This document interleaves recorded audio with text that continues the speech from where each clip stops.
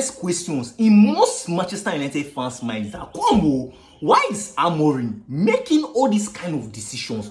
Why is he behaving the way he's behaving? Or Amorim, you haven't seen these things that we are seeing. Abi, we as fans, we have a third eyes that we are using to see all these things that you are not seeing. Now, calm down. You see these videos here? I'm going to be explaining these things for you, explaining why you see Amorim is behaving the way he's behaving. So just calm down and try your best and watch this video to the end. Because if you don't, I'll not lie for you, you are going to be missing big. Now, this thing, it reminds me of something like an interview that you see former Manchester United manager Ole Gunnar Solskjaer had like a while back. Now, in that interview, Ole said something that he gave like a short story that, come on, at his time as a Manchester United manager, now, he was playing a game against Everton, and as of that time, the then Everton coach, which was Ancelotti, right? Ancelotti was the then Everton coach. You know, Ancelotti coached Everton for a short period of time before he left. During a game, Ancelotti you know that they have this like technical area whereby as a Manchester United manager, you have your own technical area, like a box that you can just stand in, like, you understand? That's for Manchester United manager. Then the other opponent has his own box that you stand in. You don't leave that box. Like, if you leave that box, the official call that come, Baba, you are leaving your box. Now, Ole Gunnar Solskjaer said something that, come on, you see in that game, I think Ancelotti mistakenly left his box and walked into his box. You know, once you are making instruction and the game is going, the tension, you don't know when you just walk and enter on that person's box. So Ancelotti left his box, walked into Ole's box. Now, when he walked into Ole's box, which is his own technical area, when he walked into Ole's box mistakenly, now the fourth official, now told Ancelotti that, Ancelotti, what's up? You are walking into an opposition box. Please, you will need to leave. Or this one you are walking into Ole's box. Are you sure you don't want his job? Now, when the fourth official said, the craziest thing is Ancelotti's response. Ancelotti's response is going to blow your mind. Now, Ancelotti's response that, nah, Ole's job, Manchester United job, nah, too much pressure. That guy's job, too much pressure, way too much pressure. I can't take that. Ancelotti. Now, that one is, by the way, let's leave that. We'll come to that next. Now, you see this thing here, it just reminds me of something that happened, an interview where Amorim had. Now, in the interview, where Amorim said something that, come on, it's like you are forgetting that I'm a very young manager. I just turned 40. Like, I was 39 when I got this job. I just turned 40. Now, you see this statement here, it's not making everything make sense to me. Right? Everything now is not making serious sense to me.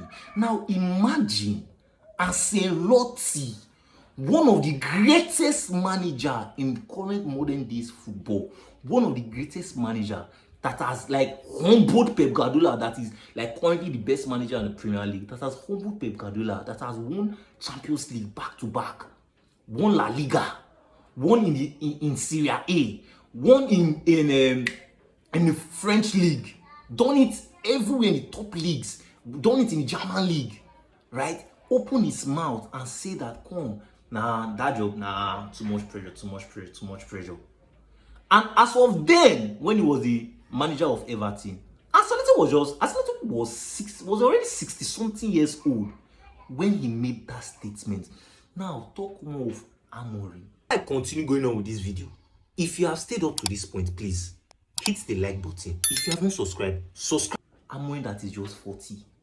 Amorim that, how many years has he done in coaching? I'm not sure. Amorim has not done more than 6 years in coaching. He did not explain why he does some of the things he do. Like, you be like, guy, this thing is common normal sense, like normal logic that you should know. Because explain to me why in a game you are winning 1-0, right?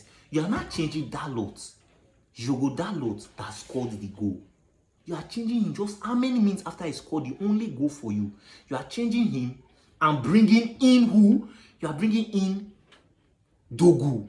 Now, when in your bench you have the lack of Martinez there, whereby you can easily just bring in Martinez and push Luke Shaw to play left wing back, and that would have given that game like a perfect balance.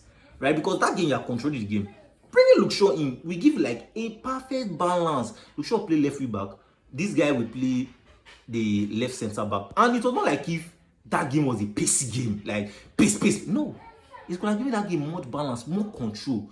But instead, see what you did. Now, if you even think back when Mourinho was the manager of Roma. Now, you see that game, Mourinho was about to change Wijnaldum. But immediately Wijnaldum scored. Mourinho just told the guy that, no, go and sit down. Now, are you seeing what, like, are you trying to, like, are you getting what I'm trying to explain now? Now, still see the changes that he made. You took out Kuna as Zexi. Very early in the game, you're taking out Kuna as Zexi when you are winning 1-0. Now, because you want to say, you want to keep them for the next game. And let me still remind you, there was a game that Maresca, Chelsea Burnley, right? Maresca was winning that game 1-0. Close to the 80-something minutes, right? I think around the 80-something minutes, right?